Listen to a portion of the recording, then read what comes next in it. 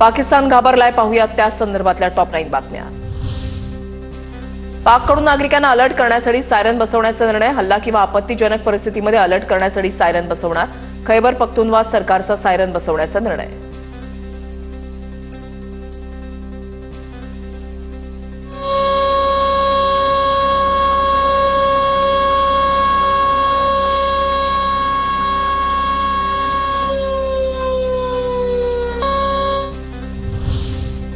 युद्धासाठी आपल्याला तयार राहावं लागेल, पाकिस्तान नौदल प्रमुख नावीद अशरीफचं वक्तव्य। आता आपल्याला दाखवून देण्याची वेळ आल्याचीही वल्गना। भारताच्या भीतीनं पाकिस्तानकडून लष्कर-ए-तोयबा प्रमुख हाफिज सईदच्या सुरक्षेमध्ये वाढ। हाफिजच्या लाहोरमधल्या घराबाहेर सुरक्षाकडे 1 किलोमीटरचा परिसर सीसीटीव्हीच्या नजरेमध्ये। पाक आर्मीच्या माजी अधिकाऱ्याकडे सुरक्षेची जबाबदारी। भारत हाफिजचा खात्मा करण्याची ISI आणि पाक सरकारला भीती।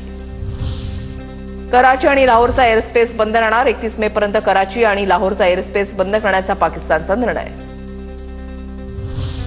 पाकिस्तानला लेबनॉनप्रमाणे पेजर हल्ल्याची भीती। पाकिस्तानी विश्लेषक जावेद चौधरी यांचा पाक नागरिकांना इशारा। भारत डिजिटल हल्ला करण्याचा इशारा। तर सीमेजवळ सियालकोट भागामध्ये पाकिस्तानी सैन्याची ड्रील। पाकिस्तानी लष्कराकडून व्हिडिओ ट्विट। पाकिस्तानने सकाळपासून अटारी बॉर्डरचा गेट उघडलाच नाही। अटारी बॉर्डरवर भारताकडून पाकिस्तानात जाणाऱ्या नागरिकांची गर्दी। पाकिस्तानने त्यांच्याच लोकांना एंट्री नाकारली। निवृत्त बांगलादेशी मेजर जनरल फजलुर रहमाननं गरळ ओकली। पाकिस्तानवर भारतानं हल्ला केल्यास बांगलादेशनं भारताच्या ईशान्येकडील राज्यांवर ताबा मिळवावा। फजलुर रहमान यांचं वक्तव्य। भारताच्या कारवाईमुळे पाकिस्तानमध्ये घबराट। ISI प्रमुख असीम मलिकची राष्ट्रीय सुरक्षा सल्लागारपदी नियुक्ती।